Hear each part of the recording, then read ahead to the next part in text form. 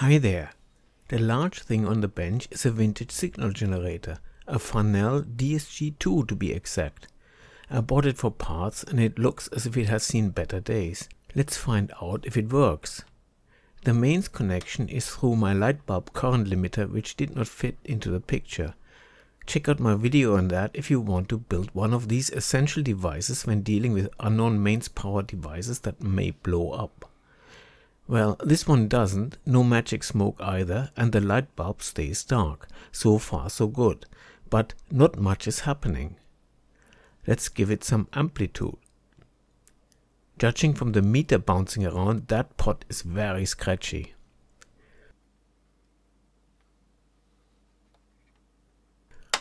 Let's plug in the scope to see what, if anything, comes out. From the thumb wheel setting, 10.0 times 10 to the power of 2, you would expect 1000 Hz. Okay, there is some sort of a sine wave of about 1000 Hz, but it looks sloping downwards. That means it's probably riding on some much slower wave. And indeed, it's sort of modulated on top of a 50 Hz sine wave. Could it be power supply ripple because of bad caps? But ripple would normally be 100 Hz after full rectification. This looks more like induced mains noise. To find out, I have to open the unit, but unusually the cull stickers over the necessary screws seem to be still intact. That would be amazing, since according to these stickers, the last calibration and test for electrical safety was in 31st of March 2006, 20 years ago. No choice, I have to break the seals to get into this unit, even if that voids any non-existing warranty. According to the service manual, one has to loosen 2 sets of screws on the left and right of the rear panel. I actually took them out completely, but that is not necessary because all one has to do is move the back panel a tiny bit backwards, which allows taking the front cover out of the notches holding them in.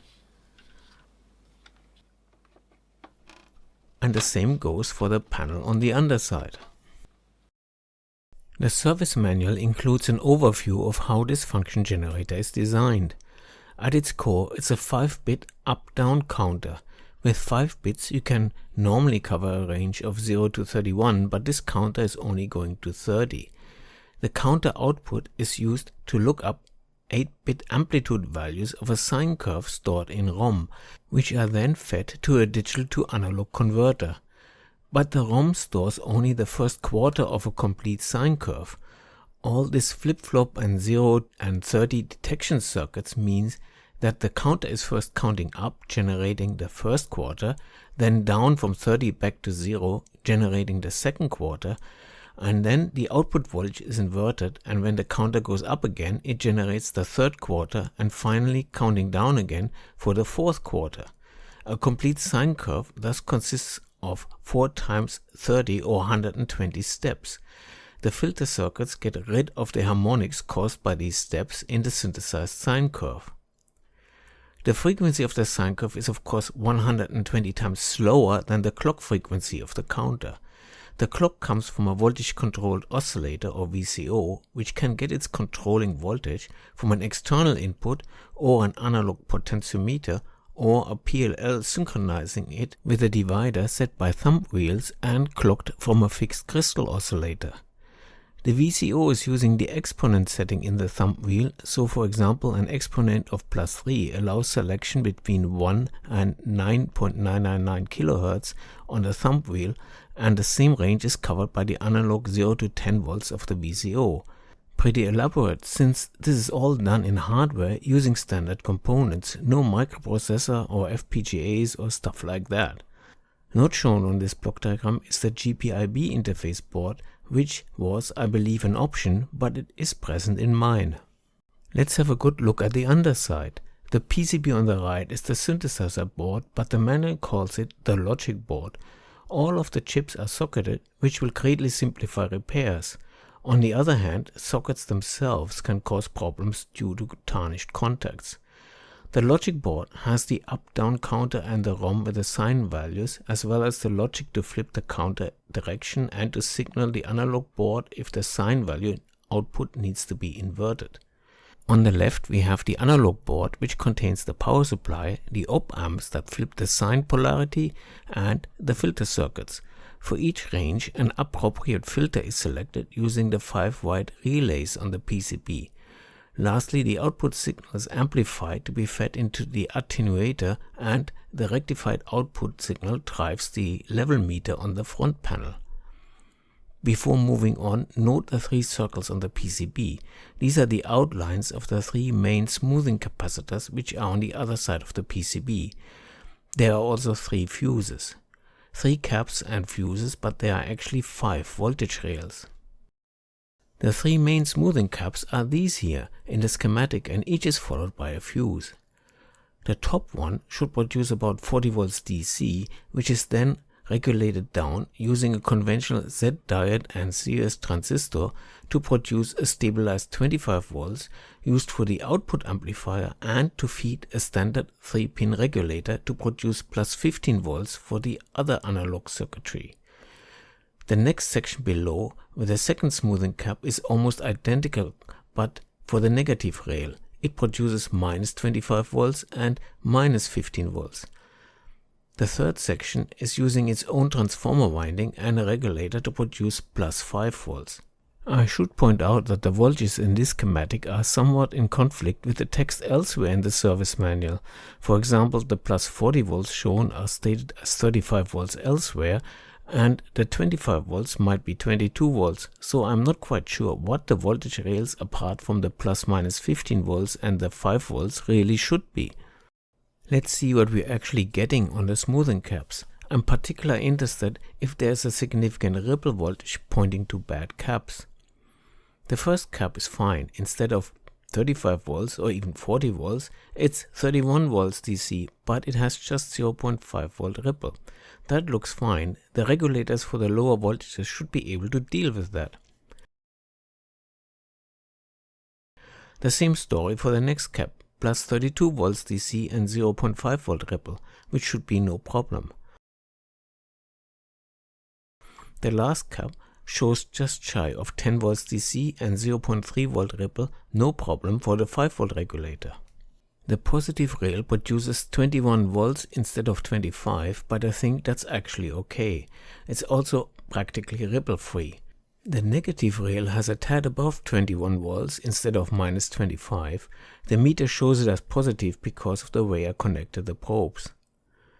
The plus 15 volts are present and minus 14.7 for the negative rail, which is probably okay.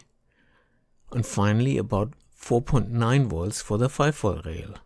Moving on the top side, we have the GPIB, also known as IEEE 488 interface.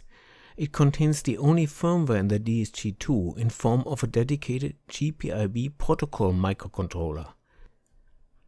The shielded black box on the left contains the attenuator. Then we see the rear of the Scratchy fine amplitude level potentiometer I played with earlier. It is very noisy for sure, but the 50 Hz interference has vanished. I'm wondering now if it was a bad connection to the scope. The BNC connector is a bit tarnished, but there is a considerable negative DC offset that needs looking at, but let's fix the noisy pot first. I need to get it out, and that means removing the knob. It is held with one of those nuts with a slot, which really needs a special spanner tool. This here is certainly not the correct one, but it does the job. With that done, I can pull the pot out enough to examine it. It has an opening which allows contact cleaner to be applied. Now all I need to do is work it a bit, and that should do it, for a while at least. To complete the tour of the DSG2, I open the attenuator and temporarily remove the GPIB board. The attenuation is set by relays. There are a lot of them in this signal generator. I think the transformer on the right is for the symmetrical 600 ohm output. Below the GPIB board is the oscillator board. This board has the actual crystal oscillator on the lower right. It runs at 4.9152 MHz. There's also the circuitry for the voltage control oscillator and a set of dividers depending on the setting on the thumb wheels. The frequency produced here are going to the logic board to drive the up-down counter addressing the ROM with a sine wave, so the frequency generated is 100 times the one selected by the thumb wheel. To see if the GPIB interface works, I have set the address to 9 using the dip switches on the interface card. Well, it does help to plug the GPIB cable in.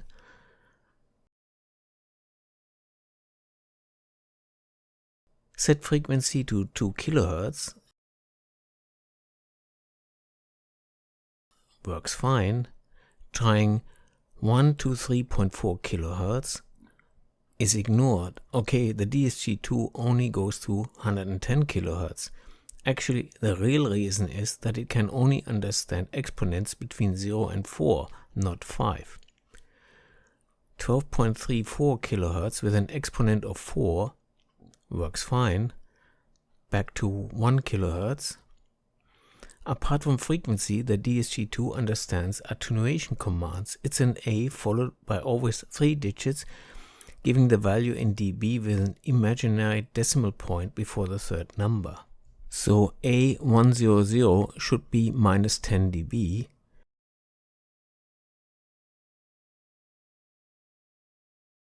And A200 should be minus 20 dB. Sending the character D switches it to square wave, and sending C returns it back to sine wave. The problem of the limited exponent range would limit remote frequencies to a maximum of 99.999 kHz, but there's a trick by replacing the first digit with the characters colon, semicolon, or less than, standing for 10, 11, or 12. So a frequency value of colon dot 000 plus 4 should be 100 kHz. And it is. And semicolon dot 000 plus 4 should be 110 kHz. And that works too. 120 kHz should be less than dot 000 plus 4. And it's nearly there, 119.12 kHz. Okay, as I said, the DSG2 is really specified for up to 110 kHz. And that's it as far as GPIB commands go. There are no commands to read anything back, like status, settings, or even an ID. I had the unit provisionally closed up again, sitting on my desk while busy with other things. The next time I powered it on, it did not work anymore. First step is to check the fuses. The 1.5 amps for the 5 volts is okay. The 500 milliamps for the negative rail is blown, but the 500 milliamps for the positive rail is still fine. I replaced the fuse and everything was working again. With a clamp meter I checked the current on the negative rail and it's just 160 milliamps. It's a bit more on the positive rails, about 250 milliamps, but in either case nothing to blow a 500 milliamp fuse. What's going on here? I decided to take the Analog PCB out, which is quite a procedure. I don't like how filthy this board is. Flux residues everywhere. One could easily imagine some build-up of gunk causing problems.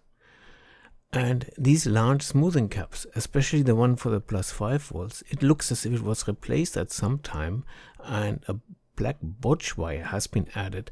But since there is no sign of a trace, burnt out or not, that goes to that connector pin, it looks as if that's a factory fix for a forgotten trace.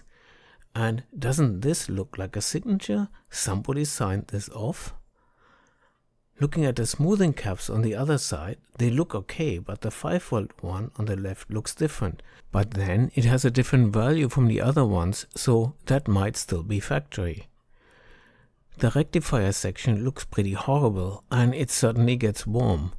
Great job to put hot power resistors for the Z-diode stabilization next to an electrolytic cap. And speaking of Z-diodes, these are 20 volt types, each lifted up by an additional diode voltage drop in series, so 21 volts I measured earlier look okay. While the 3 large smoothing caps tested okay, several of the smaller blue Phillips type caps are suspicious. Like this one, I snipped off one of the leads to confirm it out of circuit. Well, that one is dead, and there are lots of similar ones of the same series. I replaced all of these blue electrolytic ones in the power supply section with similar axial ones where I could, but axial caps are difficult to get these days, so in some cases I had to use caps with radial leads, meaning both leads coming out on the same end. On second thought, and because the same type of capacitor is used everywhere, I replaced all of the electrolytic ones. This is the board after I was done with it. And the oscillator board that uses the same Phillips caps. Same with the GPIB interface. And the synthesizer PCB. All in all, I have replaced 42 of these Phillips caps. After putting it all back together, no output. But I soon found out that the output was there, but ended in this little PCB that is kind of floating on its wires behind the fine amplitude potentiometer. Signal going in, but nothing coming out. It had to be the relay on that board, and so I desoldered it. One set of the contacts isn't working anymore. Luckily, I managed to find the exact relay new old stock on eBay. And testing it with and without power to the coil, that new relay works just fine. Putting the new relay back into the PCB and soldering it in, and hooray, we have the output back. This board is actually not in the one and only DSG2 service manual. What I mean with this is that I checked multiple repositories and they all seem to hold the exact same copy of the manual. The board has a Farnell part number, but none of the components on this board are listed in the service manual parts list. For example, the last resistor listed in the manual is R543. The same is true for all the other items. I reverse engineered the PCB and this schematic is the result. The colors are wires that go to the board. If the relay is not engaged, the analog signal comes in on the green wire from the analog PCB. It goes through the fine amplitude level potentiometer P1, that was the crackling one if you remember, and back through the other contact of the relay through a shielded wire to the attenuator and output circuitry. So for this path to work, both sets of the normally closed relay contacts need to work, which is the reason why there was no output with a failed relay. Interestingly, the relay is driven when the GPIB bus is selected. In that case, the fine amplitude potentiometer is no longer in the signal path, and instead the level is now set by the trim pot P501 in series with a precision 3.9K resistor.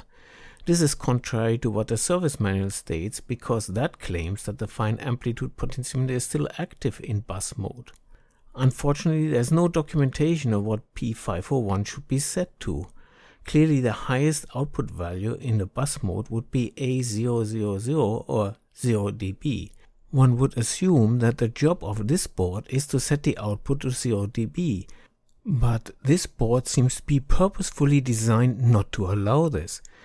The raw output level from the analog board is more than plus 10 dB, and with a 1K trim pot in series with 3.9K to ground, it's impossible to do any significant reduction in output level, let alone more than minus 10 dB to reach 0 dB.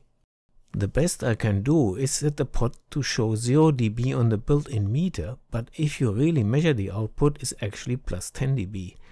The TM3B microvolt meter shows 0 dB on the red scale, but the range knob is actually on the plus 10, which has to be added to the meter indication, so plus 10 dB total. And just to demonstrate, neither the fine amplitude pot nor the amplitude push buttons are still active in bus mode.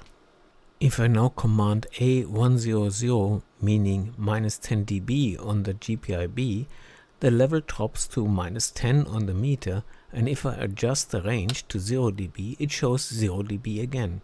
So now we really have 0 dB output, but to get it, I had to send minus 10 on the bus.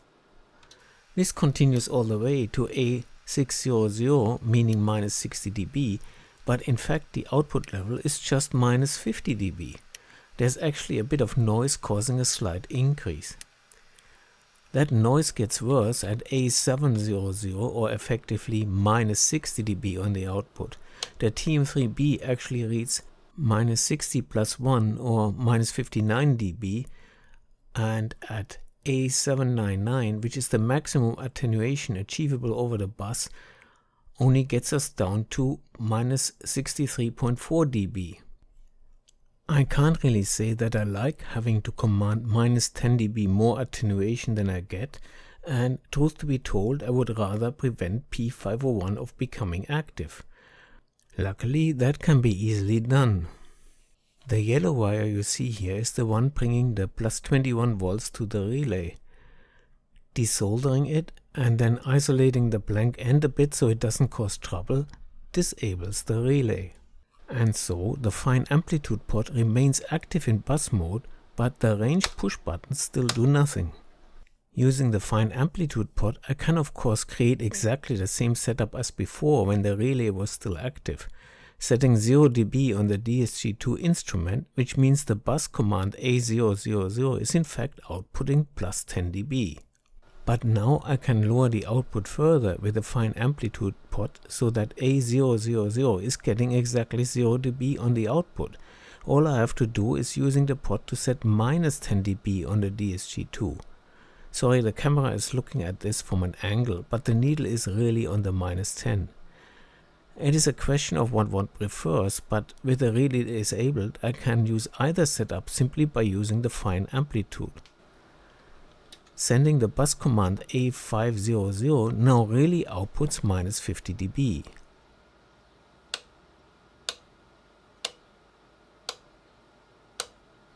But A700 only gets us minus 63 dB instead of minus 70 because of the noise.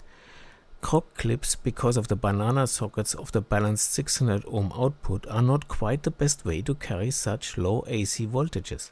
But I can, of course, switch the whole setup to 50 ohm and use the direct output. This is a straight BNC to BNC coax connection with the inline 50 ohm resistor and therefore much better shielded. Again, the DSG2 is set to minus 10 dB using the fine amplitude, getting us 0 dB on the microvolt meter. As before, sending the bus command A500 reduces that to minus 50 dB. Spot on. And because the induced noise into the connection is much reduced now, sending A700 really produces minus 70 dB on the TM3B. The lowest possible bus command of A799 now produces about minus 79 decibel. Not bad, and I could lower that even more with the fine amplitude control. I definitely prefer using the DSG2 with the relay disabled. This video is getting pretty long, let me wrap up just a few loose ends. After the recap, I did a realignment following the not quite applicable steps in the service manual. I found a few more differences between my DSG2 and the manual, but it got rid of the DC offset. And the distortion measured here, we are on the 0.3% scale, is about 0.1.2% at 1 kHz, meeting the specs of less than 0.2%. Regarding the blown fuse, my theory is that it's possible that the bottom shell, which is of course grounded, can touch the fuse holders, especially if it isn't carefully secured. I added some spacers next to the fuse holders so you can see them in white through the air vents, and that should stop that from happening again. The problem is that my DSG2 is lacking one of the silver aluminum profiles that hold the bottom and top shells in place. If the shell isn't properly inserted and if the screws at the back are not really tight, the bottom shell can slip out of the profile on the front, and then the nearly 5 kilos of weight of the unit will make it bend inwards. No question that modern function generators run rings around the DSG2, but I kind of like its design and that it consists mainly of standard parts and is therefore quite repairable. I only wish the available service manuals were more up to date. And speaking of which, the service manual contains a program in BASIC for vintage HP computers with an IEEE 488 or GPIB bus that plays a tune on the DSG2. I assume that has not been heard for a long time, so I have rewritten the code in Python and you will hear it after this. If you like my videos, don't forget to like and subscribe and help growing this channel, and consider becoming a Patreon. The link's in the description. Thanks for watching and enjoy the DSG2 playing and clicking its relays for you.